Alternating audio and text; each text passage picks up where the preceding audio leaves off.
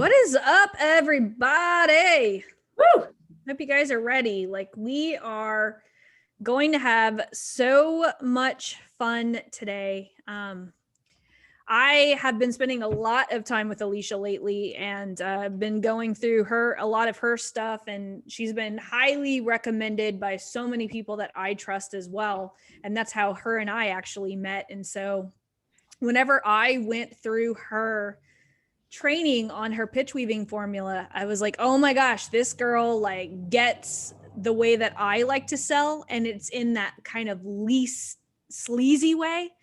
And so I would love to introduce Aleasha Bahr. She is literally my go-to person, especially like for people in my agency, because sometimes my agency will get a bunch of calls for people and they struggle with closing. And so Aleasha is now my go-to for helping my clients close those calls. And what's really, really cool is that she does it in a way that works for introverts.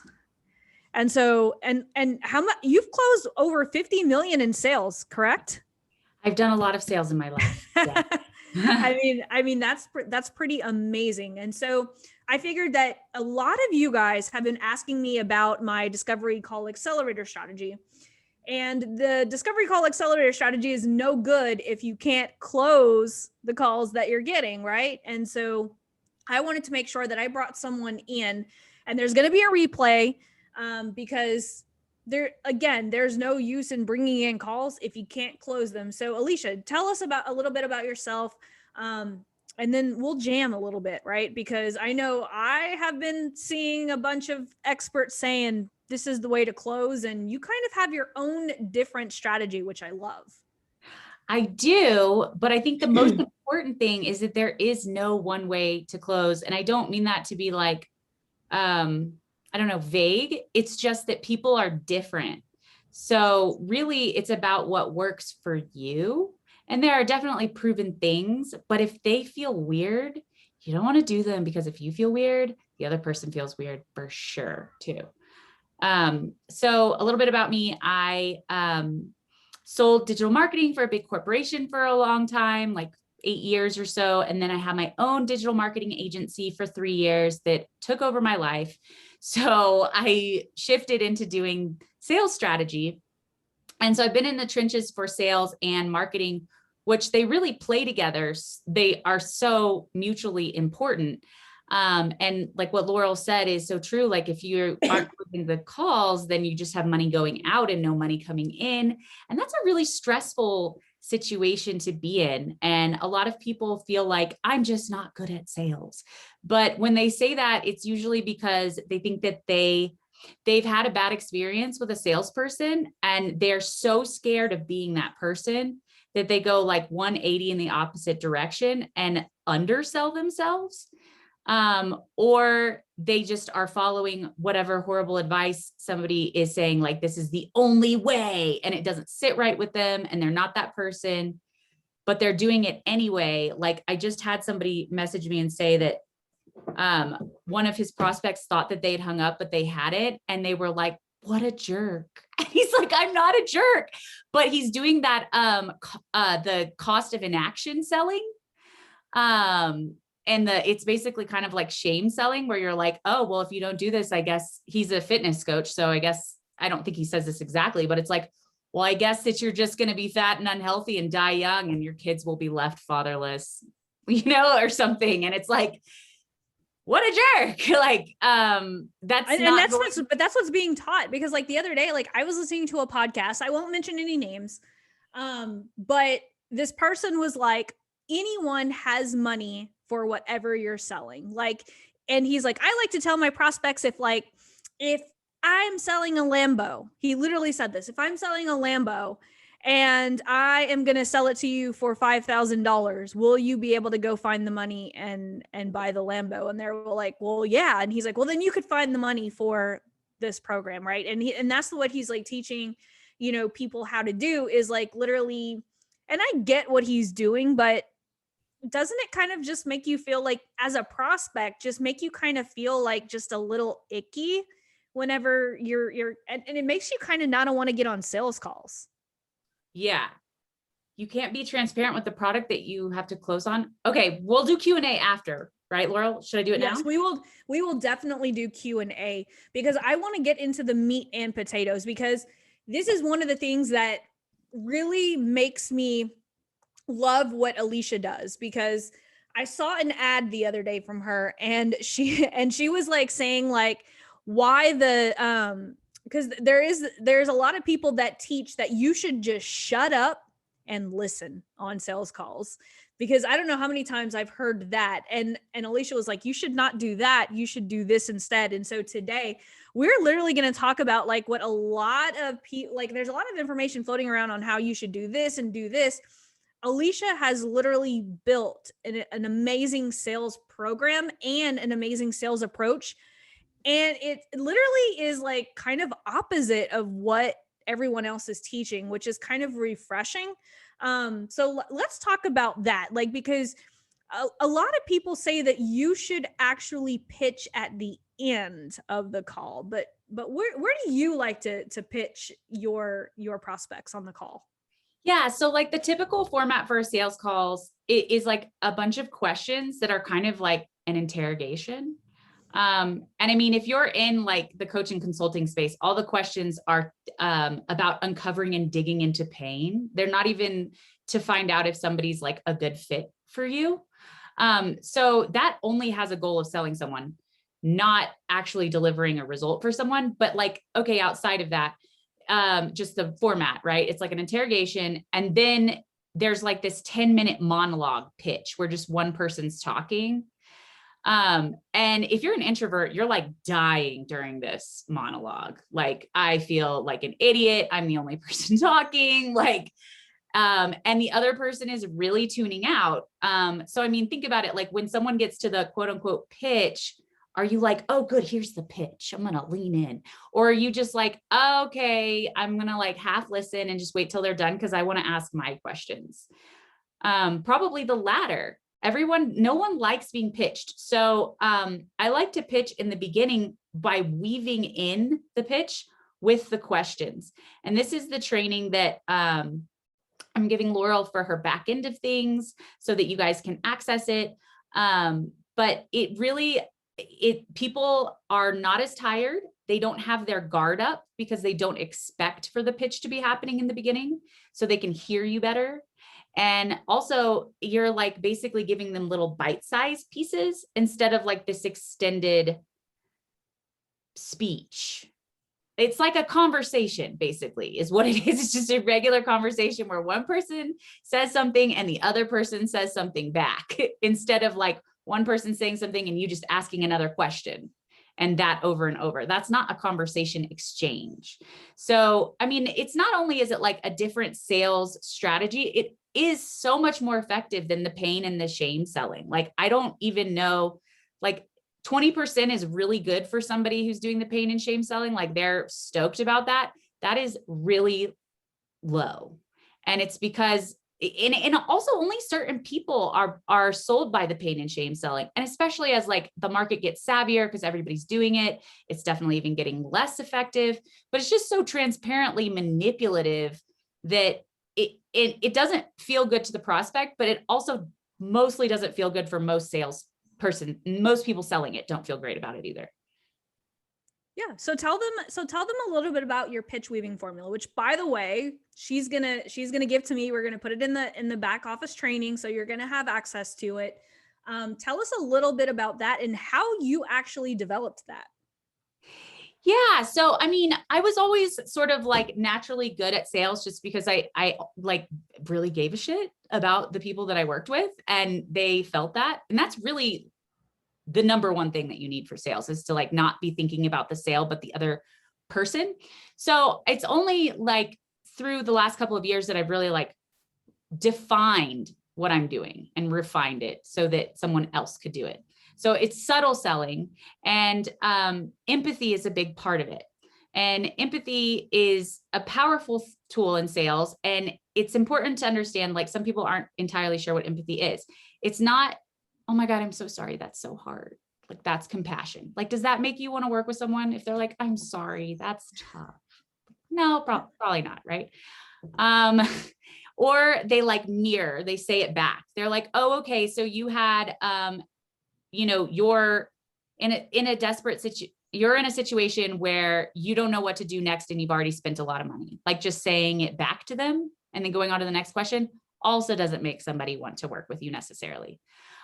Relating is also mistaken for empathy. So being like, oh my gosh, me too. Like I had that happen too. Like that doesn't necessarily make you want to work with someone either. But like, if somebody's like, yeah, it's so hard when you work with an ad agency and you've spent this money and time and they don't talk to you, their communication is really poor and you're not getting the result. It just feels like you've wasted so much time and it's such a discouraging feeling. I know it so well. And so you identify the emotion associated with the situation that somebody's commonly experiencing with you. So in that situation, it would be like of somebody who works with an ad agency who sucks at communication and delivery. They were just good at the sales process, which is so common. That's a frustrating and discouraging feeling. And then you have a connector phrase, like that's why we have weekly Loom videos that we send explaining where everything is in your current ad account and what we're going to do next. And we have monthly meetings as well as a 24-hour response policy. And then you ask like, so you offer up a subtle selling sentence that would be like, the thing that you do that offers the different experience that's making them discouraged and frustrated. And then you ask a relevant question. Do you think that would make a difference for you?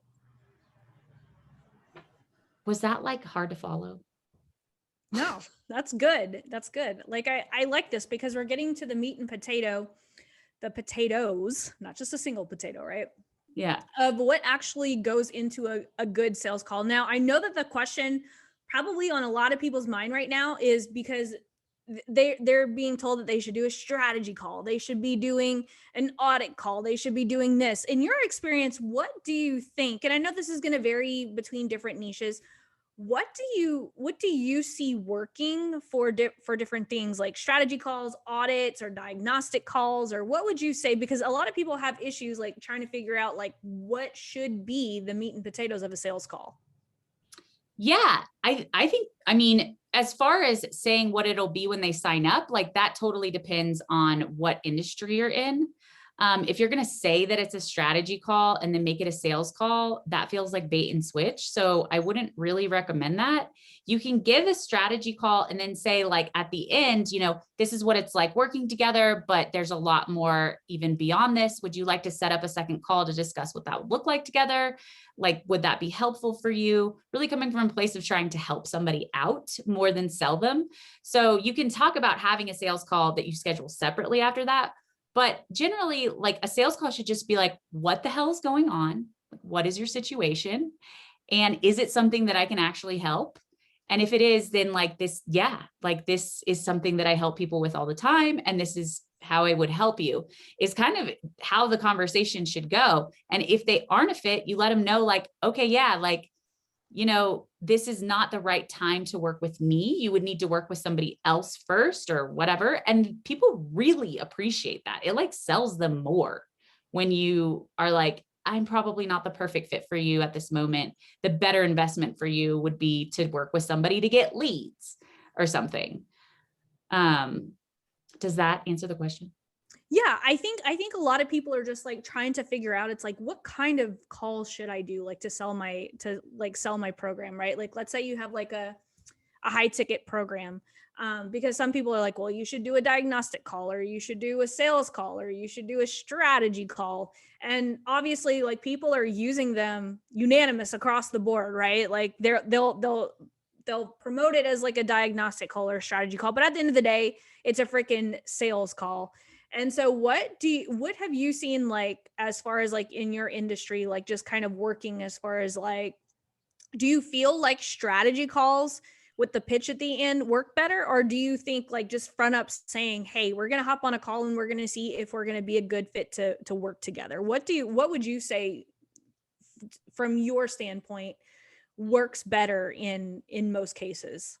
So it does depend on the marketing, but if you have a VSL, which I'm pretty sure is your discovery call funnel, right? It's usually a video sales letter. Yeah, we typically do mini training so that by the time that they get on the call, they don't have any questions about what we do. It's already like explained. So basically the video is like, well, do you want to hop on a call and see how we can plug this into your business? So by the time they get to our call, like especially like with my agency, right? I will show them here's how my agency works. Here's the strategy that we use. And so they're already sold on it by the time they hop in onto the call. But then some people will do like a VSL, or they'll do, you know, just like a training or an ebook or something. And then they'll get the person on the call, and then it ends up being like an hour and a half call because they have to spend so much time explaining what they are doing. Totally. So we started sending this like pre-call video for one of my clients that sort of explains more in depth before they get on the call. So they're like educated, but also sold. Cause if you have to educate on top of selling, it's like a whole nother layer to the conversation, and it does really extend that call. So, I mean, definitely the best is if somebody knows that they're getting on the phone to talk about working with you, for sure. Everybody's on the same page. You don't need to bait and switch anyone. I mean, think about yourself. Like, what do you enjoy as a prospect? Like, do you like knowing that you're getting on a call, or are you like rolling your eyes because they said it's a strategy call? Mm-hmm. And then you get on and it's like no strategy. The strategy is work with me, basically, not like anything customized to you. So, I mean, I think it's better when it's just like, let's talk about your specific situation and how this would work for you. Those sales calls, although you might get less of them, will be higher quality and more likely to turn into business. So it's a better use of your time. Yeah, I like that. So tell us about like, what are some of the advice that you're seeing going around? And because I know I do it, I see ads for all of these ad products and stuff. And I literally just want to go down my newsfeed one day on a live and be like, that's not going to work because of that. That's not going to work because of that. Is there any like, you know, ads that you're seeing or any trainings that you've watched and you're like, you know what, that's not really going to work for introverts. Like that's great for like people who are like this certain character. Are there any things that stick out to you that are just like, dude, that is not going to work for most people who are trying to do this alone, right? Who are not sales experts. Yeah. The whole, make them cry. They buy when they cry. Has anybody heard that? They buy when they cry. Yes. There are people whose goal is to make somebody feel so emotional that they make a decision to move forward because they're kind of like in despair. Like they really put them in so much pain. And then they're like, I am the only light at the end of this tunnel for you. So if you don't take it, then you don't really want a better life. And they know to say that once the person's already like so emotional and like crying basically. But yeah, people do buy on emotion and justify with logic later. I would agree with that, but it doesn't need to be painful emotion. I like to get people excited.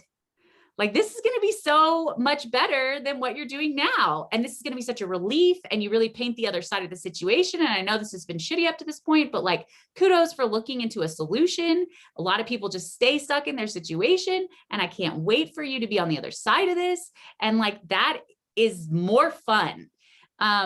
When people cry on the phone with me, I'm like, oh my God, please don't cry. Like, it makes me like, and if my whole goal in the call was to like, I think for most people was to really put somebody in that place, it would be so energetically draining. Like, you're just asking somebody to like dump all their pain on you and like tell you how awful their life is and imagine how awful it could be. Like, that's really hard for a lot of people to commit through, because for that to work, you have to have this demeanor the entire time that is like very authoritative and confident, and like it's hard. So I get this question all the time. Laurel, can I use your sales script? What would you say to people who use sales scripts? So I'm all about frameworks, but they need to be custom to you. So I know that everybody, this is another thing that they say, they're like, get my proven 7-figure script or whatever. Oh yes. The swipe file script. Yeah. The idea that the exact same script would work with the exact same results for someone in a totally different industry with a different audience and a different service is like bananas to me, that like they would even promise that at all. Like, obviously somebody who is in the health niche is going to have different questions and different answers than somebody who's helping people start a digital marketing agency. And the idea that you would say that they're both the same is crazy to me. So that's something that I'm really big on, is like customizing things to everybody. And especially like, is this language that you would use?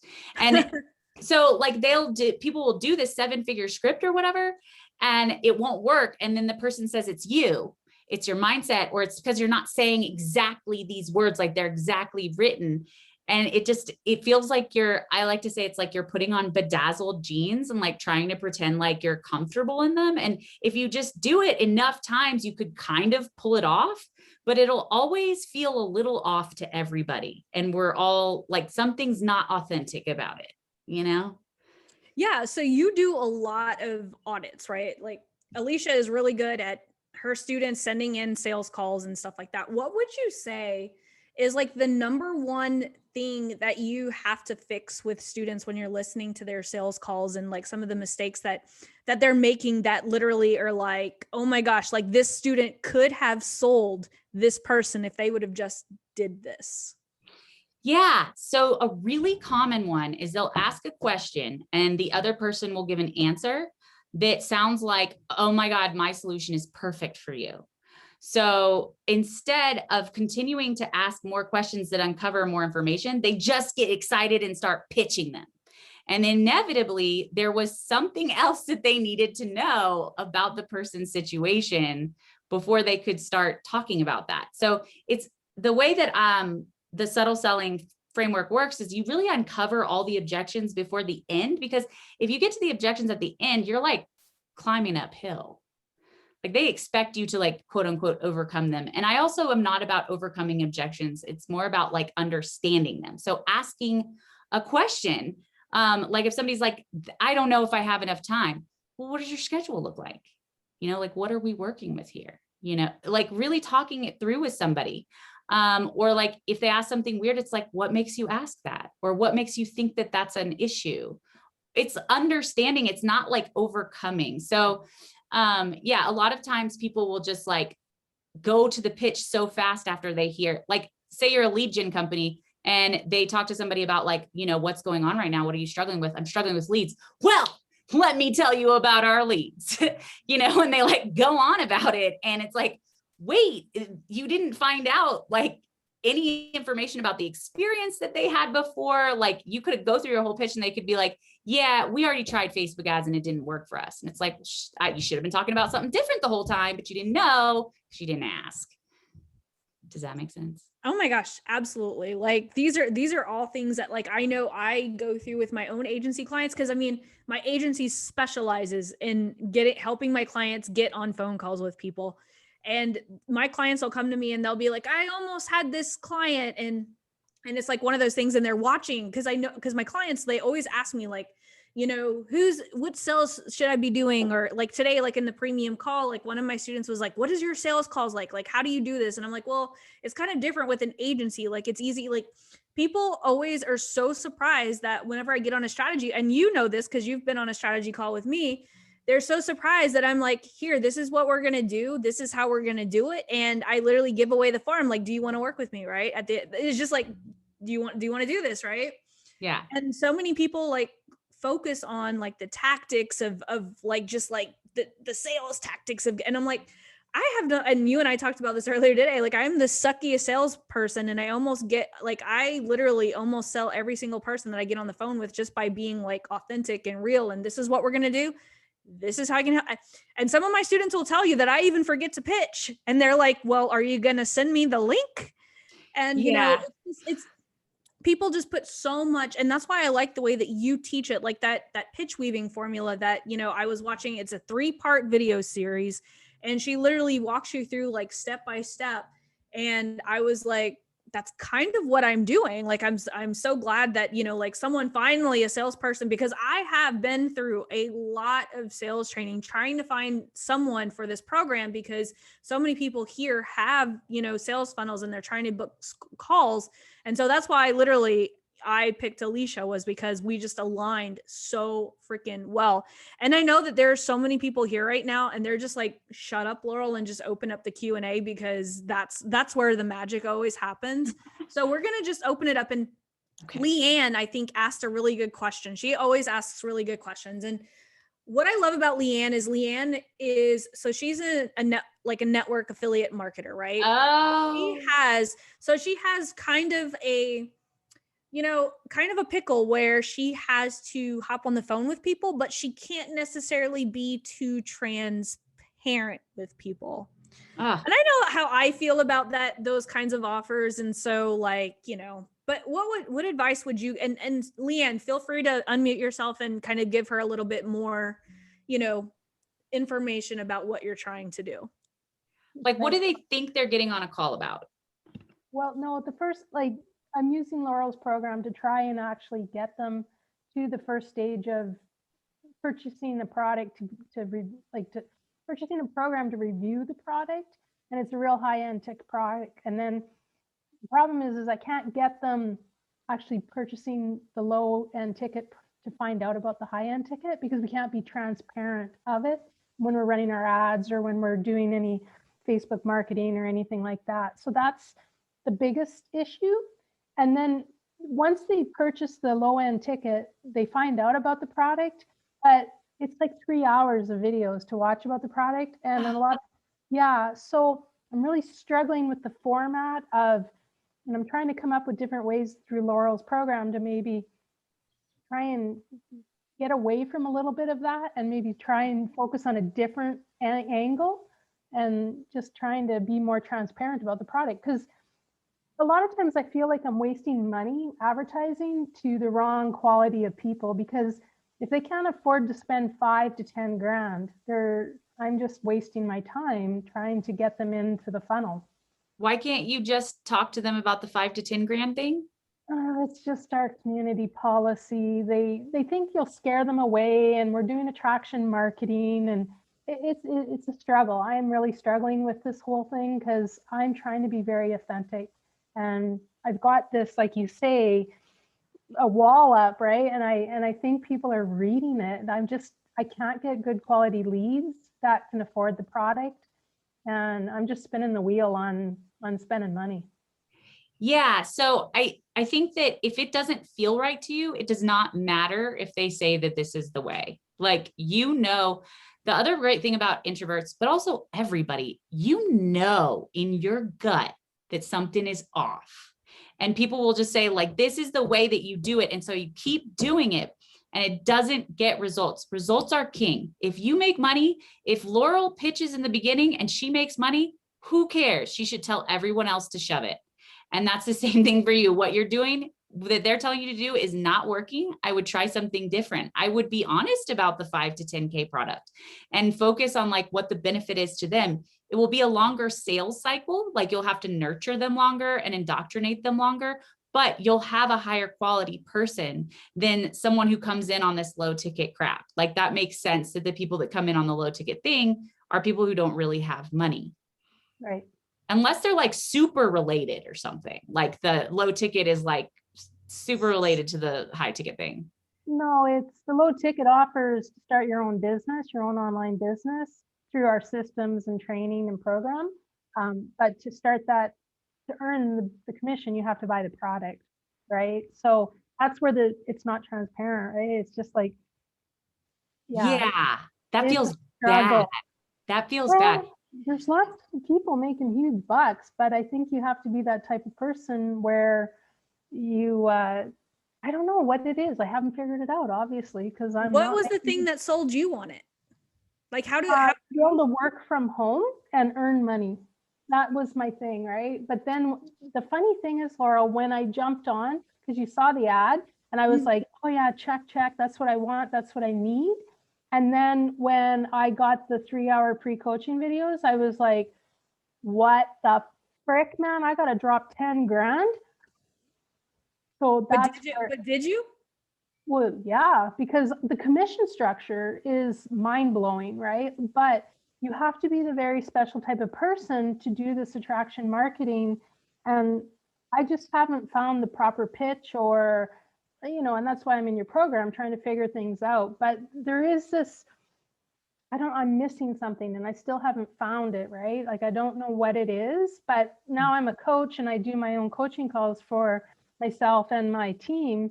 And I've only had 4 and I've only gotten 1 out of 4 so far. But, this is valuable because they have like a templated kind of coaching call thing. And I'm pretty upfront type of person, right? I don't like to bullshit people. I tell it how it is. And if they don't like it, I guess they're not going to do it. Yeah, people appreciate that kind of transparency. They want to work with a human. They want to know who this doesn't work for. Tell them who it doesn't work for. If you're not prepared to do these things, then it's not a fit. And they can, you don't want to sell sunshine and rainbows because nobody believes that. You want to offer like both sides. Like, if you do these things, this will be amazing. If you can't do this, it's not going to work. So that people really like that kind of honesty. It builds trust. And you can explain your experience. I mean, I would want to skip that 3-hour coaching thing. And like, is there something you could film that's like shorter to send them? Because I bet that's like a lot of people aren't getting past that. Well, and I think that's where I'm working and really love how Laurel's program gives me lots of different ideas because I am new to all of this kind of marketing, brand and stuff, right? I've been an entrepreneur, but this is a whole new avenue for me. So, this is all great information, but I definitely love to learn and be able to get different things out of it. That's why I love Laurel, because this is how it is, girl. And if you don't like it. Exactly. And you're going to attract people that are like that. That's the other thing, is when you pretend to be this other person, the person who signs up with you isn't a good fit for you. Yeah. And they come in with you like expecting you to be this other person. They might be attracted to that other person. They might be resentful coming in. If it's like a really high pressure thing, they come in kind of like if you shame someone into buying, they come in like with their tail tucked between their legs instead of like excited to work with you. And so you want those people that are like, yes, this lady keeps it real. That's how I like it. I keep it real. And y'all will be more successful together. Perfect. Yeah. It's just, you just got to lead with like, look, like, you know what, like I wanted a work from home, opportunity. And I literally learned how to do marketing. I learned how to do this. This is a product that I don't own, but I was able to, utilize and sell and make money and just do, like that $5 ad strategy that I showed you guys the other day. Do the $5 ad strategy, just get people into Messenger and then just move them to the phone. Right. And then take Aleasha's advice and just like figure out like, will this be a good fit for them? Because there's so many people that are just looking for a product to sell because they don't have anything of their own. Perfect. Yeah. So the benefits of that is like, you don't have to create the shit. You don't have to fulfill on it. It's a lot less time for that reason. All you have to do is this one piece of it. And then also like, what to do with how to invest your savings that gives you a return. Like that could attract people that have savings to invest with you. So like you can list different options and like one of them be to have an online business where you work from home and it's, not at the mercy of real estate markets or whatever. Obviously you want to position yours as the best. So, kind of like just keeping it real with people. Like if you have savings and you're looking for a way to grow those savings without having to do a whole lot, this is a great option. And this is why. And then that you're going to teach them all the things that you did in order to attract the customers and just go into like why you started. And you're going to start, like you said, you're into the whole attraction marketing thing. It doesn't have to be overly complicated. That way, by the time they get to the sales call, they're already sold. They're watching your growth as they're watching your content. Yeah.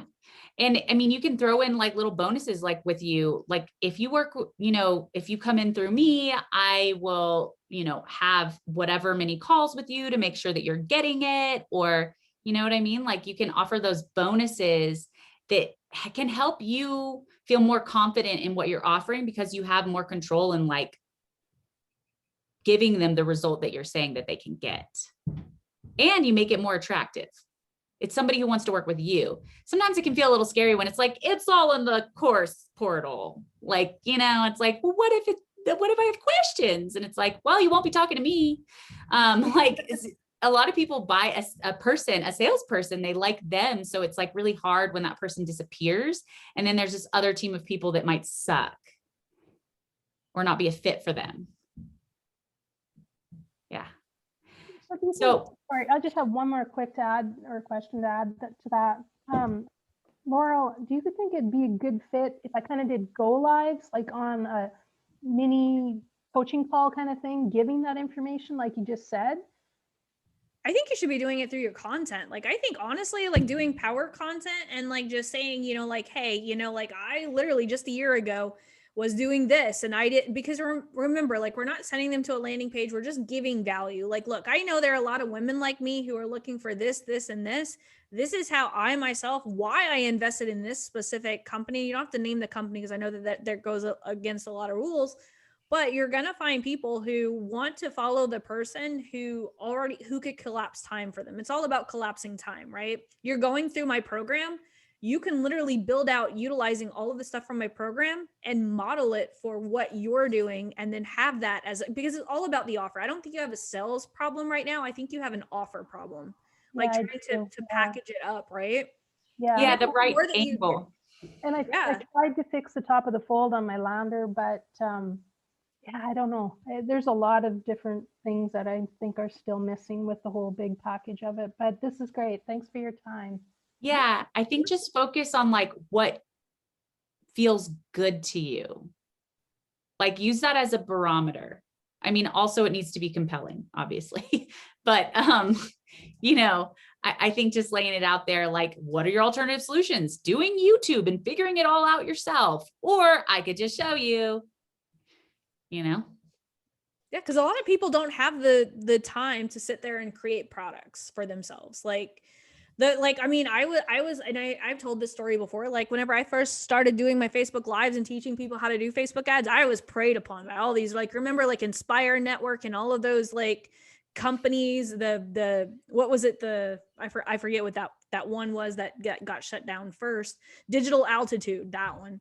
I bought into one of those, and once I was inside the program and I saw like all of the marketing, I was like, what the F? I was like, my stuff is way better than this. And that's what pushed me to, create, like, I was like, well, I have my agency. I'm trying to sell this other marketing shit. Why the F am I doing this? Like, my stuff is so much better. Just built my first program based off of the shit that was given to me in this program. So trust me, Leanne, I know exactly what you're talking, because like I said, I've been there. Like that's one of the first things that people like, when you come online and make money online and they paint it this picture and stuff like that. So I definitely have been there. So yeah, I mean, talking to so many people, like people want a good person who's going to take care of them. So if you can like let them know that that's you, and those 7-figure scripts that have all of those tactics, don't let them know that. They don't get that feeling. And if you guys were attracted to Laurel, I know that you care about your clients and you want to do a kick-ass job for them. And I just want those people to be so much louder than the people who don't. But for some reason, all the people who don't are the loudest. And all these people are being preyed upon by them. And it's like so upsetting. Yeah. So much. Yeah. So, also, like, does anybody else have any other questions? I know everyone's being real quiet tonight. I have a question. Yeah. Monica, one of my rock stars, my premium program. How do you feel about, actually, I have 2 questions. The first one is, how do you feel about filler words when you're selling? And I've seen this, like instead of saying your business, you have 3 or 4 or 5 filler words before that. You're gorgeous, awesome, something business. How do you feel about that type of selling? It's like verbal or like marketing. Yeah. When you're selling to people, when you're using lots and lots of filler words until you get to the actual word that will make sense. I don't know if I've heard that strategy, but it sounds like a no for me, for sure. Like, Yeah. I feel like people would lose focus. Like there's all these words and it kind of sounds like BS and like you're embellishing it. And I can't understand what it actually is. So like one is great. Like one adjective is great. Like it's a really powerful formula. It's a really powerful mix, like something like that, maybe. Can you give us an example, Monica, of what? Yeah. It's Laura, I built so many funnels and this is the copy I look at. And I try to shrink this copy in the funnels because it doesn't make sense to me. That's why I'm asking, how do you feel about the same type of copy when you sell verbally? Yeah, definitely not. Concise is always better. Always better. Like it kills me. Sometimes people will, like I work with people and they'll say something that I could say in one sentence in like 5. And I'm like, that's more words than I would use. But if it's working for you, keep going. Like it can be hard for people to be concise, but concise is always better. And you want to talk 20% of the time and the other person is talking 80% of the time. Like ask questions, get information, like don't sell. Just the questions you ask and them talking will allow them to sell themselves when you ask the right questions. Yeah. And my second question is, what about all these people that are like, how I made $1 million last week and I'll show you how. Yeah. I'm feeling like, for me personally, I feel it's so fake, but it seems like people are lapping it up. I don't know what the deal is with that. I think that there's going to be a shift, like, in the next few years. I call them Lambros and boss babes. Those are the male and female versions. And like, they're all about their own results. First of all, revenue and profit are 2 different things. And second of all, what are your clients getting? Like, I don't care about you. Like, what results are you getting for other people is more important to me. So I basically don't want to attract people who are attracted to that. So like, those aren't our people. If y'all are attracted to Laurel, those aren't your people either. And that's okay. Yeah. Lambros and boss babes.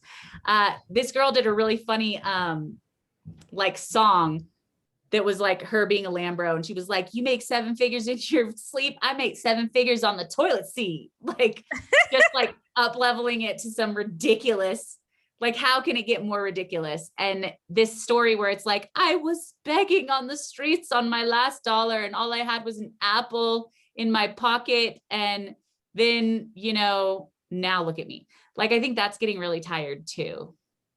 Yeah. I've noticed, everyone that talks about that, they've all somehow have been poor, living on the street or on somebody's couch, and then suddenly and I personally cannot associate with that because I have a kid. I had to have a home. I couldn't live under the bridge with my kid or on somebody's couch. So I had to do other stuff to make money, and so I don't know, that's why it's so I find it really weird. But I'm in groups, and when people say, I made so much money, I have the framework, do you want it? And there's like 300 yeses. I know, it drives me nuts. I think it's really sad. I think that like, that's a red flag for me. It's kind of like, I was talking to Laurel earlier, I've always grown up learning that when people talk about, you don't talk about how much money you make. It's like kind of tacky. And it's like really rich people don't talk about how much money they make. Like really smart people don't talk about how smart they are. Like really kind people don't talk about how kind you know what I mean? It's just a red flag.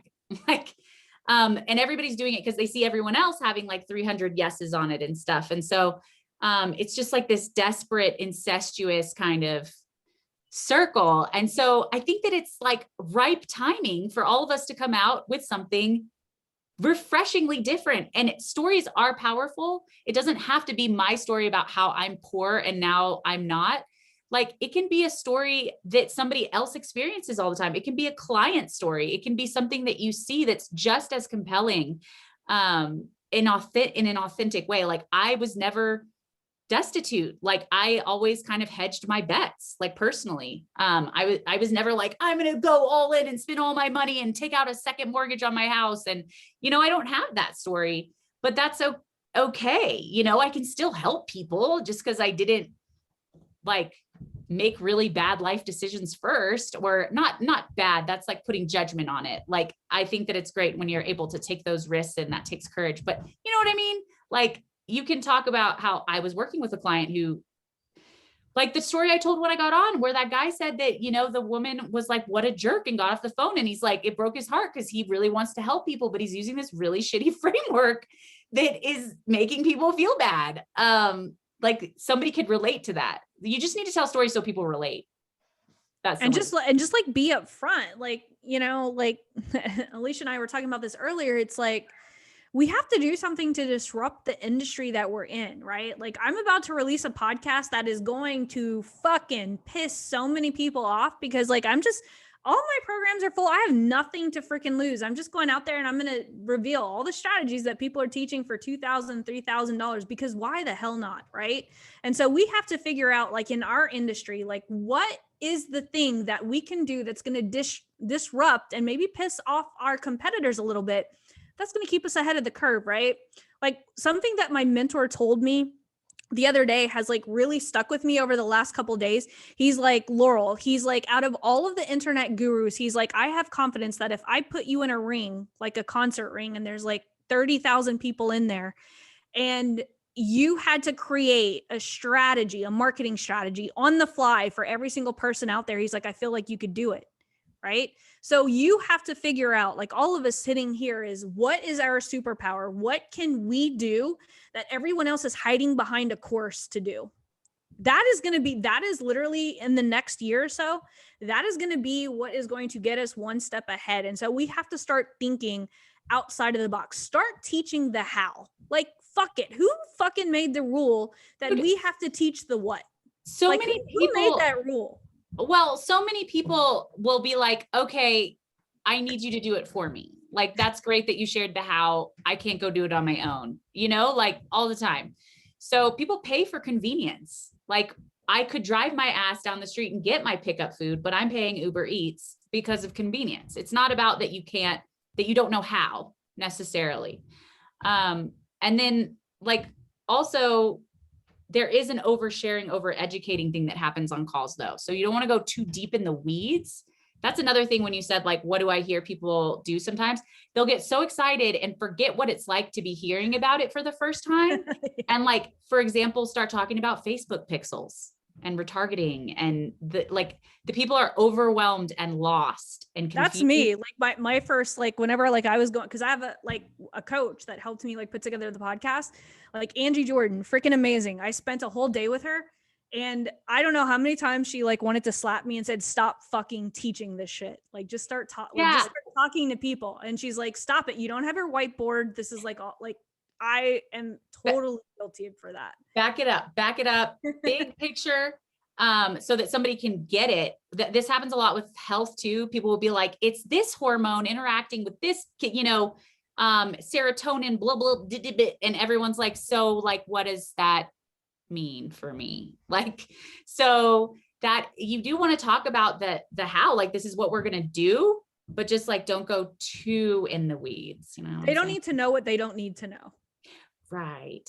And then Rachel asked a really great question about the approach to the pre-sales call screening. So I actually just did a live on this in my group because it is so important and can make such a difference in your prospects. My group sales is not a dirty word. So it makes such a difference in a prospect being more likely to say yes. So it can happen even in the pre-qual form, So for example, like I have a fitness and health client, and we ask like what they want help with. And we have like hormones, mindset, sleep, meditation, weight loss, getting more toned, diet, and like having all of those things lets them know that this is a holistic program. Like, this is not just about losing weight. Like, holy shit, this sounds legit. Like injury recovery, rehabilitation, mobility, So people come on the call having a better idea of what's going on. Or like my client who's a relationship coach, she really focuses on empowering women to find their voice. And then by default, like they attract the right partner. So it's not about like texting and dating strategies, you know? So like, it's really about identifying negative behavioral patterns and replacing them with positive ones. And so on the form we have, are you open to the idea that the result you're getting is caused by negative behavioral patterns that you might have unconsciously? And so they come in the call knowing this is about me. This is not about the outside of me. So those people are better prospects and more likely to sign up with her. And then also the education part of it. Like if there's something that is kind of detailed to explain, you don't want to go into it on your call. So like I work with a client who has a course for insurance agents that allows them to get build exclusive referral relationships with mortgage brokers because homeowners insurance. And we sent a call that explains like how it works. Like, this is great because it's an exclusive relationship. No one else is calling these leads, blah, blah, blah, blah, blah. They get on that call and they don't need to say like, what the hell is this? And like that education piece. So it can make such a difference to send a video beforehand. Maybe if you're like an ad agency, like check out some of my my portfolio work. These are some of the things that I can do for people. So you can get an idea of what I could do for you. And let them know, like, this is going to make the call shorter for you. Like, this is why you want to watch it. So this is going to be a shorter call for you and a better use of your time. It's not about me. Like, never make it about you. It's always about them. So the pre-qualification form can be really great for that. And like any like emails or texts or something that you can send in between before the call. And always, if you can, text them the day of the appointment. Well, I'm sure Laurel tells you this, but don't let them book out more than 2 days because the no-show rate goes way up. And it really helps if you send a text that day that's like, are we still on for blah, blah, blah time? Because if you don't, there's a higher no-show rate because they feel like they can just ignore that like automated Calendly email or whatever. But if it's like a human texting them, they feel kind of like an asshole. Yeah, Brandon Hofer is like he's like a beast. Like, I love whenever I do my ads for Brandon and Aleasha, I think you and I had talked about this too. Like, he literally tracks everyone who books a call. Like, he tracks them down on Facebook and like reaches out to them. But he's so successful at it. And a lot of times, like, he will literally get people on the phone like days before they've even booked. Like, he's just really, really good at it, because remember, at the end of the day, everything we're doing is just so that we can do what? Have a conversation with people, right? And so if we can have that conversation sooner, or we can like make that connection sooner, because I know Aleasha, like in her funnel, like as soon as people grab that pitch weaving formula, she invites them to her sales group, which is amazing, because that way they're going to get nurtured and they're going to see her content and they're going to keep seeing her ads, right? Because she does the Fire 4 sequence. And it just makes, because at the end of the day, remember, it's just making that buyer's journey absolutely clear, giving that buyer clarity on what they're going to get if they work with us. So Michelle has her hand up. So okay. I was totally like not even noticing the hands. I'm so sorry. No, I always forget about that. I'm like, wait, someone's raising their hand. Oh, I try to be polite. This has been awesome. I love how you guys are talking about this. I so resonate with it on every level. Great. Yeah, I do. It's just like, oh, this is always the core of how I have talked to clients, is just like, let's just keep it real. This whole twist the knife thing is never resonated with me. Yeah. You know, I love it when people get excited. And so, you know, you said something, I'm sitting over here just doing all this. Yes, this is great. And then you mentioned this whole thing about not booking out more than 2 days. And I've got a question kind of similar along this line about, you know, you've got this pre-sales thing going on. Well, what happens when you have like a large group of people, like a webinar, right? Or like a talk. I'm doing a talk next week and we've got a lot of people booked into it. And so we're going to do like a Calendly link, right? Mm-hmm. So what do you do then if you've got this situation where all of a sudden there could be this big influx Yeah. you know, all these calls, and we're doing like 15-minute, they're not even sales calls or strategy calls. It's really just to get to know you, kind of like what you're saying. You're like, hey, how can we help you?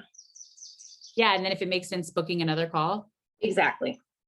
Yeah. So, there's two ways that you can deal with that. You can have more people taking calls so that you can handle the influx, or I have heard of people doing group sales calls.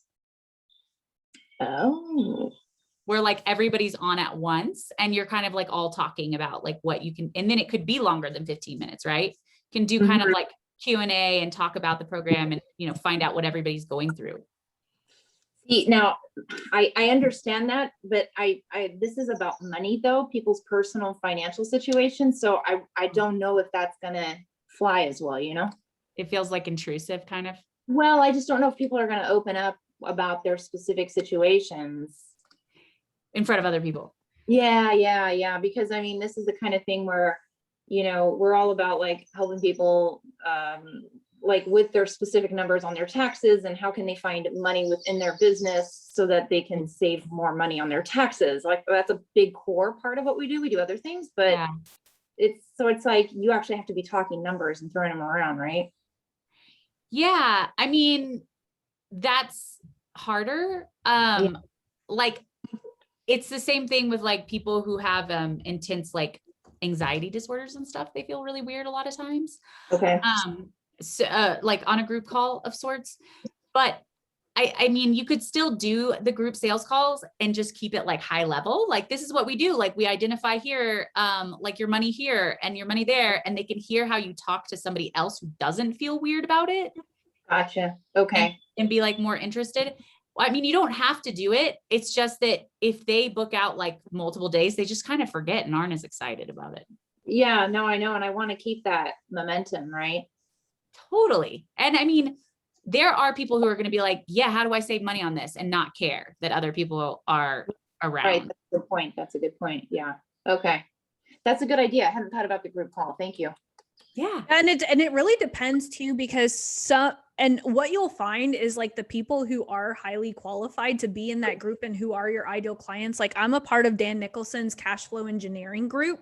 And we share like, so just because the group is just so like qualified, we're all like so eager to like learn how to invest our money in like stocks and like do the tax savings and, you know, the Augusta loophole and everything like that for some reason, the way that they've set up that group, it's just like all of us are just so open about like, I'm the brokest and like whatever in that group, because they're all like $1 million earners. And I'm all about, yeah, like I only make that like, but they're always like, I don't know, like there's just something about, I think there can be a way that you can make people feel comfortable about sharing, especially once everyone else is so willing to help everyone. And I think there is a way to do that. It's just, you have to build it.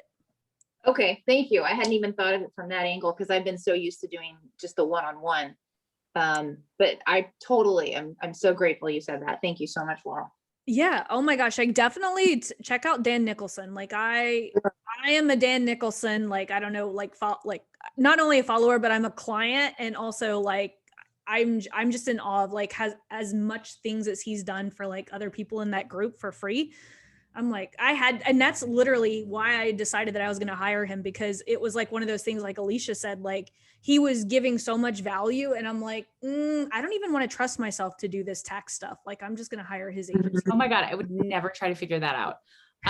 No, either. when it I would comes financially, no. Take it. Just take it from me. Take my money. Yeah. Yeah. And, you know, I've heard some things recently that I think make a really good point, that a lot of times the objections are coming from a lack of clarity. So if you're being intentionally vague with your like sales process or your marketing, like that's where the objections are coming from. So the clearer you can be about what the hell you do. Yeah. It's not going to turn people off. They're going to be like, I get it. And I want it. Okay, right. Yeah. Okay, great. Because the talk that I'm doing has two very specific strategies. It's like, it's not like, oh, we save money by looking at your taxes and seeing what applies. No. It's like, there are some very specific things you need to be looking at. And here are two strategies. Cool. Just as long as it's not too in the weeds. Right. Thank you. Okay. Oh, you guys are awesome. Thank you so much, both of you. Yeah, of course. Like whenever I was doing Dan Nicholson's funnel, because he kept saying cash flow engineering, I'm like, Dan, I don't know what cash flow engineering is. And then I was like, I had to sit down with him, and I was like, and then we ended up, what we did was that discovery call funnel. I don't know if you guys saw my training. By the way, there's some new training like inside the program that I designed, and it's my discovery call accelerator funnel. And it works really well, and he's like in the financial niche, and so all we did was we made it more clear, because there always has to be a clarity piece, right? Like going back to getting people on the phone.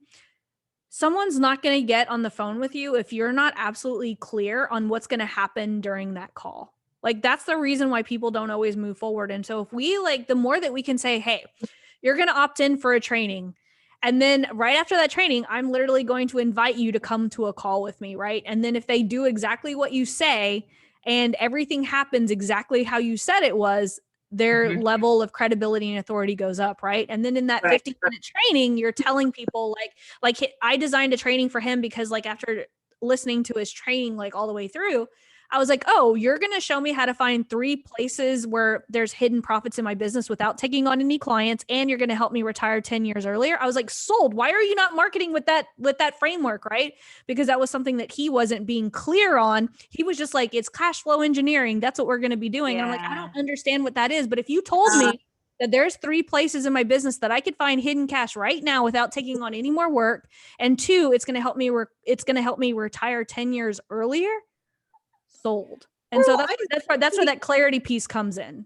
Thank you. I'm laughing because that's almost identically what my talk title is. It's about finding hidden cash in your business and essentially like accelerating your financial freedom. And it's all about a 10-year plan. So thank you so much. Yeah, send me a direct message. I'll send you his funnel that we built, because we said three places to find hidden profits in your business. Number 2 and 3 are the things even gurus aren't doing in their own business. And so it was like creating intrigue. So yeah, I'll send you the funnel that we built. It's really cool. Thank you. I have to go reach out to Dan. Kindred spirit. Oh my God. He's so freaking amazing. I haven't heard of him. I'll have to check him out now. Yeah. Oh my God. He's like one of the financial guys for like the Bank of New York, which holds most of his clients are billionaires. I'm like very, very poor compared to his clients. That's awesome. Thank you again, both of you. This is like such an amazing call. Good. Yeah, of course. So glad. If anything, I just hope that you guys feel permission not to do what everybody says to do that feels bad and isn't working.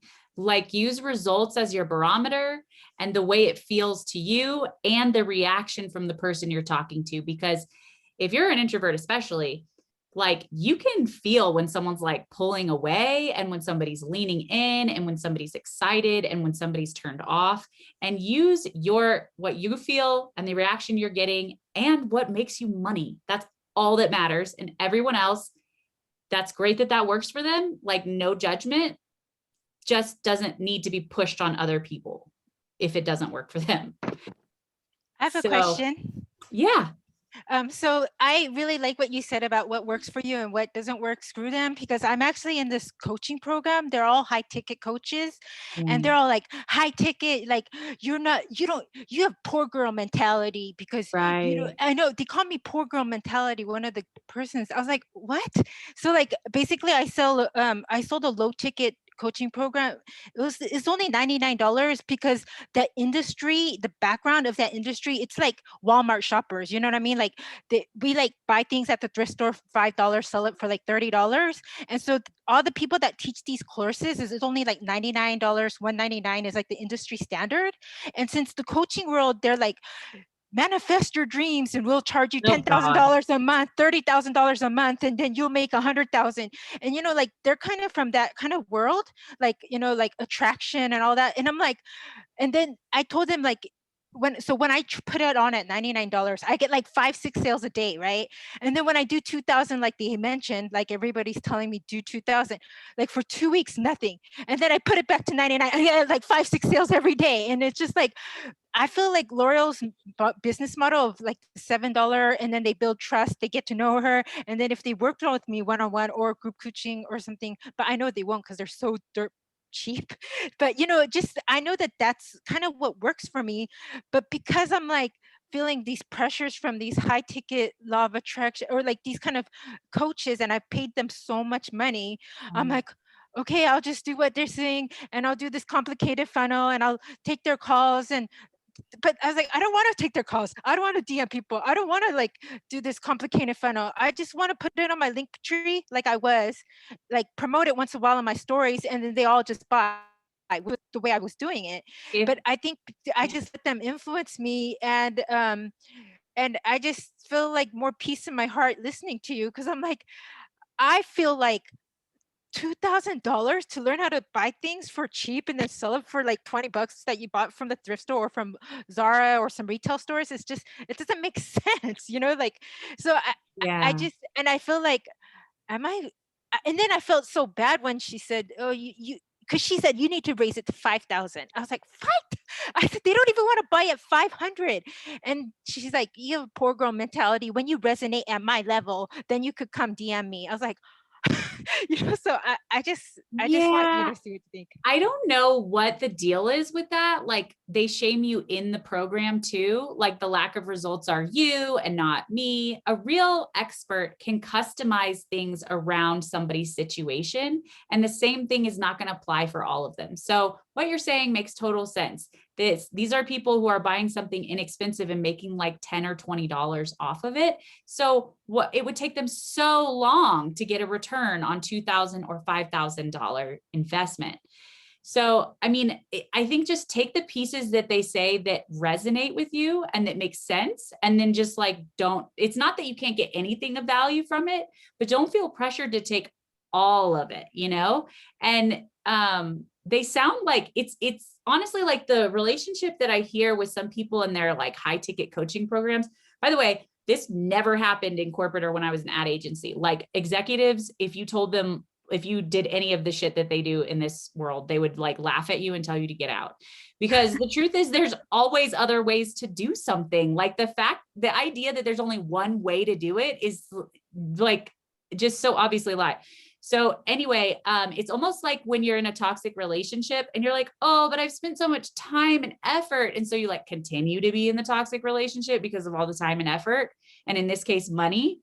And the irony is that you continue to waste time, energy, and money continuing to be in it. So I understand how you're like, I have to make this worth it. But sometimes the best way to make it worth it is just getting the hell away and knowing exactly what you don't want. And that's a valuable lesson too. And you have to like realize, like, cause there's so many people who are like screaming high ticket. And it's like, some offers are just not meant to be high ticket, and that's okay. And right? You know, and that has to be okay. They should have uncovered that in the sales call with Christina. And they should have been like, you know what? That doesn't make sense. Honestly, it's probably not going to be a great fit for this. But when your only goal is selling everyone, regardless of whether it's a fit or not, you can't even uncover that. Yeah. Like, I mean, I was like in a program before, and they were like, so many people had come up with like these amazing courses, right? Like, one girl was like, and I was like, man, I should have developed this. But she was literally teaching people like how to perfect their free throw shot, right? Like, teaching high school students how to perfect their free throws. And there was this one guy who was in perfecting golf swings and stuff like that. And it's like, they were being coached to sell like these things for like $5,000. I'm like, I understand that some people will pay that, but like, for the majority, that's not a really good business model, right? Like, there's only so many things like that you can sell high ticket. Like, you know, it's just not everything was meant to be high ticket. Now, people should be charged like, you know, like what it's worth. Like, let's say like you were helping them do all of this stuff and your time was getting involved in doing all of this stuff. That's where you can charge like a premium price. But I don't, and this is just my opinion, guys. This is not me. I just feel like information shouldn't be high ticket. Like, information is just information, you know, like unless it's like very tailored to what you're doing. I don't believe in informational products being high ticket. I mean, I think that it should be about the value that somebody gets from that. And if you're charging $5,000 to show someone how to, bye Casey, if you're charging $5,000 to show someone how to do a free throw, like, that's like, you don't care about the person on the other end of that offer either. Like, all you care about is making money for yourself. And so it's also like thinking about the other person too, within reason. Obviously, there's a ton of people that undercharge for what they do because they don't realize the value of what, like, I definitely have issues with hourly pricing models, because just because you're more efficient, you shouldn't be penalized and paid less for that. You know, you should charge for the value that you're bringing, but it goes both ways, right? And you can make, if your goal is really, it comes down to what's your goal. Is your goal making money? Okay. If you're making money, Christina, with the $99 thing, that's all that matters. I made $20,000. Hi, Anna. Oh my God, keep doing it. Tell them all. I have 250 students, and then once I paused it and did the $2,000, 2 weeks of no sales. And I actually talked to another Facebook person, and he was, because I actually said, Laurel, can I be your client? But she was like too busy. But anyways, there was too many.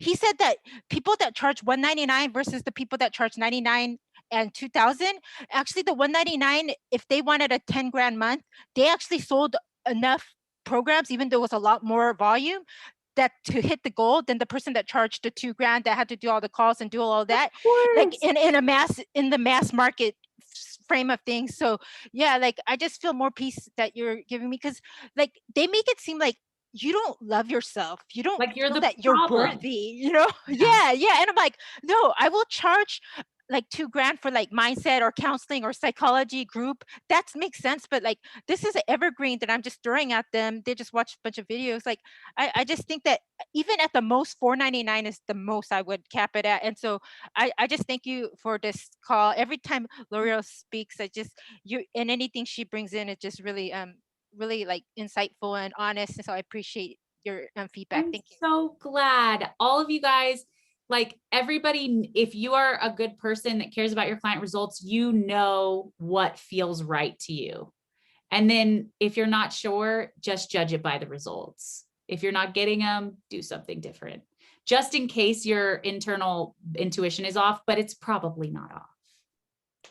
Yeah. It's just there's so many people. Like, how many people told me that starting this program was going to be the worst idea of my business, right? Actually happened to be the best, right? I make more from the $7 program by just giving value and showing up to these calls twice a month than someone selling high ticket, right? Someone said that this program should be high ticket. You know, maybe, I don't know. It could be high ticket, but it also comes down to what do you want? Like, there are multiple goals, right? There's a goal of making money. Then there's a goal of, I want to make money, but also not work all the time. I want to make money and not take sales calls. I want to make money and only work 10 hours a week. Those business models look different. Yeah. Plus you get to help more people, right? Like that was the whole goal of this program. It wasn't to make, a shit ton of money. It was to help more people, because again, remember what I was talking about earlier, guys, we have to find that industry disrupt. Like, what are we going to do different that is going to make other people go like, huh, right? Like there's a whole bunch of people who look at this $7 program and they look at the curriculum and they're like, shit, this is the stuff that I'm giving away in a $2,000 program that doesn't even come with coaching, right? And so we just have to like look into our own business. It's like, what are we doing that is going to shake things up? And that's where we know we're doing it right. Like if it hurts to give something away, like, or if it hurts to like charge such and such, then we're doing it right. And don't ever let anyone tell you, oh, well, you should do this way. Like Aleasha said, starting off this call, right? It's up to us how we want to run our businesses, what we want to charge, what feels right to us. People are different. They have different goals. They have different personalities, different audiences, different services, different things that they want for their lives. A true expert will be able to help you within those parameters, whatever they are to you, and not like just force a one size fits all. I mean, I can't think of anything that's one size fits all. Like maybe changing a tire, but I bet there's multiple ways to do that too. Just that's a great example. The idea that people are like, this is the only way. I'm just like, how are they even selling themselves on that? Oh yeah, those are the ones that get me the most, is like whenever you see someone selling a certain strategy and they're doing something else to sell that strategy, it's like, yeah, what are we doing, right? Red flag. You mean like they're being hypocritical? Like they're like selling it different than they're saying to sell it? Yeah, no, I see that all the time. And I'm always like, oh my gosh, like I seriously want to do a Facebook Live one day and just like go down my news feed and just be like, yep. But I know it's so tempting to call people out, but I found, and I think that the energy is better spent creating something wonderful instead. 100%. Who else has questions? Am I the only one drinking wine here?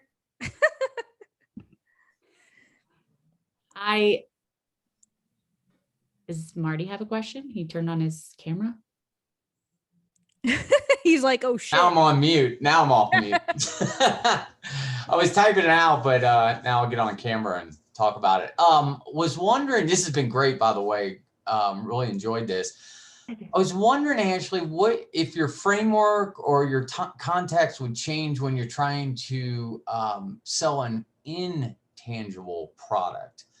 I'm in financial services, so everything I sell is something for the future, right? And more specifically, life insurance is a big part of my business. And I've always been taught, bring the emotion out of your prospect. They have to, I've got one guy that tells me you have to make them imagine that their hearse is backing up to their front door, right? Yeah. And that just drives me nuts. It really does. So I didn't know if you had some other, thoughts you could maybe share with us about those types of products. Yeah. So intangibles would be the same process. Okay. Life insurance is a tough one. Do you sell P&C also? No, I don't. Oh, okay. Well, life insurance, I would position it more as like an asset that they can use later for like an investment. Like this is part of an investment portfolio. Have you tried that at all? We can't. The regulations, we cannot put it as an investment. Life insurance is not an investment whatsoever, and we cannot market it that way either. So I would get in trouble. What do you mean it's not an investment? It's not. It is. It is. I mean, we're agree. giving them the money to use and then we're earning interest on it. So Right. how is that not an investment? Yeah. But the all of my insurance commissioners that I have to go, be regulated by, we cannot sell it as an investment. Or we can get fined for that. So it's a very delicate. I can't believe you wouldn't be fined for talking about imagining yourself in a hearse. That seems I know. awful. Is it because you're selling life insurance as part of a program, or is it because certification issues, or?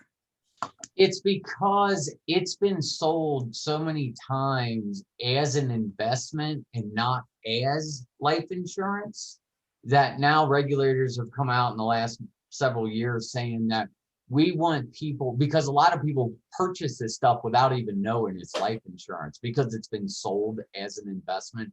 I'm just telling you why they don't want you doing that. Gotcha. Okay. Why, but yeah, we are no longer, they put a big regulation, it was a big crackdown on it years ago, that we can't sell it as an investment. And I agree with you, Laura, you're putting money in, you get interest on it.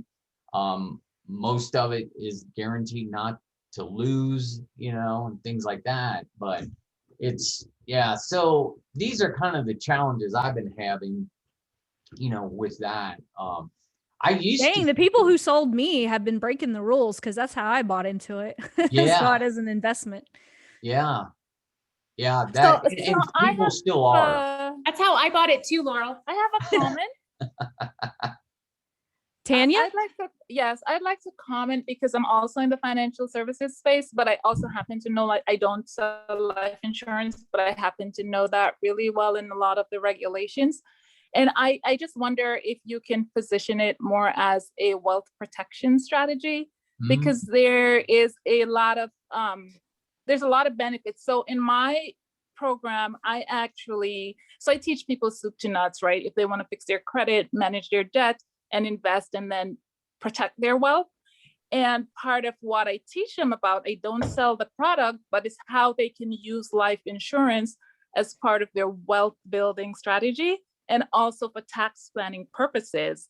And maybe that's the way that you can position it, so that because it's definitely not an investment, and there is so much miseducation out there about life insurance. but it is definitely a wealth protection tool, and it's also a way that you can also position it as a tax protection and preservation.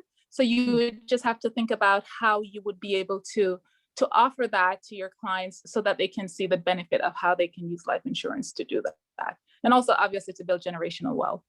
Right. Yeah, legacy wealth.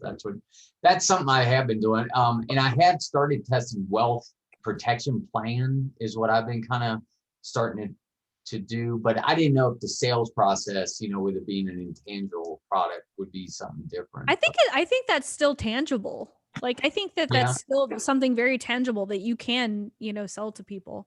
Yeah. Okay. Cool. Thanks, everyone. Yeah, definitely. Do you mind if I chime in on this also? Oh, absolutely. Yeah. Like, I always learn. I love when financial experts and stuff like get involved because I always learn something. Yeah. So this is so interesting. I'm listening to what Marty's saying and Tanya's saying, and I'm like, yeah. So part of this is because, people did abuse the system a long time ago. I used to teach classes for people that were taking the life insurance exam and how to pass the test. And so and then also for the securities tests also, so people who get licensed to sell investments. And it all gets back to the SEC, the Securities Exchange Commission, and what they define as an investment. And the laws are so strict, people break them all the time, but they are very, very rigid around if you're going to be talking about something and it is seen as an investment, you need to be securities licensed. So you've got the securities thing going on at the federal level, and then you have each state has their own insurance department, and all 50 states have different ways of doing things. So it's just a real patchwork of stuff, and that's why so many people are confused. People are like, wait, is it an investment? Is it not? But there are some life insurance products that truly do have investments with them. You invest and they are investing in mutual funds. So those people have to be securities licensed. But I think it sounds like what Marty's talking about is not. And I'm just wondering, Marty, if you could also position it, I know Tanya had some good phrases there too, but like maybe as in a wealth accumulation program. Yeah, I like that. I like that a lot. Because it is, I don't think that'll be a problem, actually. So yeah.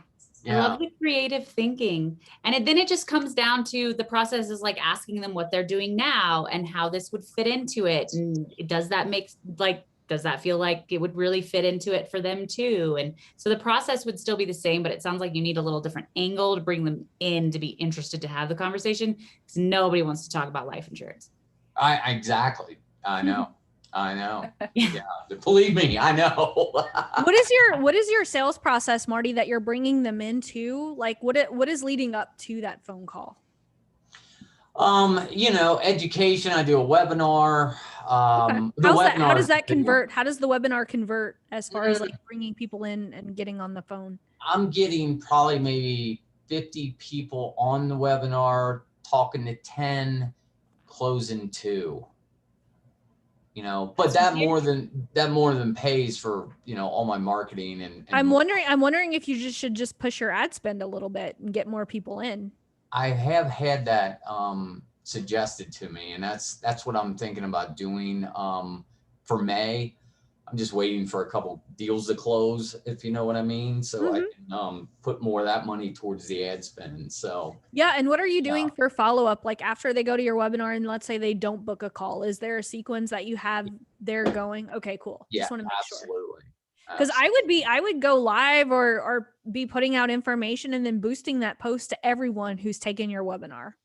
Well, that's what I've been doing with the power content videos. Cool. Too. Awesome. Perfect. Yeah, I've been following that as well. So, and then I've been dabbling into a new niche within life insurance called final expense burial insurance that we talked about last month, and finding some results there with my video content and ads there. I'm getting some signups there and calls and closing some deals there. And that's Because only it going to is- compound, and that's going to compound over time, right? Because if you're staying consistent and stuff, your ad spend is just going to, like, you're going to be able to notice that you're going to spend less and less in ad spend because all of this audience that you've accumulated through your webinars is just going to start to compound, and you're going to see that you're going to be able to spend less and less and less to get people on the phone. Awesome. Yes, that's the hope. So, but so far so good, but it is tough. It's a tough sell for sure. Without a lot of education. Oh, But I think that you could definitely close more than 2 out of 10. If they're interested in what you're selling and they've signed up for a sales call, that more of them should probably be moving forward. I agree. So that's why I'm so interested in this call, because I feel like there's something breaking down in my sales process. There's something that they're not clear on, or there's some objection that you're not uncovering. Right. It's probably like a lack. Usually most objections are because of a lack of clarity. Yeah. So it's really like check-in questions are so important. Like when you are explaining something, like asking afterwards, like not just make sense. Can you see how that fits in to what you're doing currently? Like makes sense. Just people say, yeah. You get to the end of the call and you find out none of that made sense clearly because you're asking very weird questions if it had made sense. So asking questions when you like share a piece of information that helps them reflect on what you said and then let you know if they don't understand it. Because nobody wants to say, no, it doesn't make sense. They don't want to feel stupid, you know? Yeah, I do. Yeah, yeah, that makes so much sense. Okay, well, awesome. Well, thank you. Thank you, Michelle and Tanya as well for your input. That was super helpful. That's what I love about these calls. Everyone, especially like when we have like the group here, like everyone just jumps in and helps each other because it's more like a mastermind call. Mastermind, yeah, it's my favorite too. That's how my groups inevitably are, because I think that everybody has value. I guess in other places, like the coach is like, I am gospel. But I'm like, no, let's hear other perspectives. Like, what is someone else? What's another point of view? Like, they probably are thinking something that I haven't thought of. Yeah, I'm definitely not gospel. I'm like, take what makes sense to you, like makes sense in your life. And I'm not offended if it doesn't. Yeah, I think, so I dropped the link to Aleasha's pitch weaving formula, but what I'm actually going to do is I'm going to upload this into the Lanyap section under the guest trainings. And then what I'm going to do is I'm going to link her pitch weaving formula there too. And not to just, give away, but in the teasers, but if you guys opt into her funnel, it's possible that she might do a pitch audit for you somewhere later on there. So definitely opt into her funnel.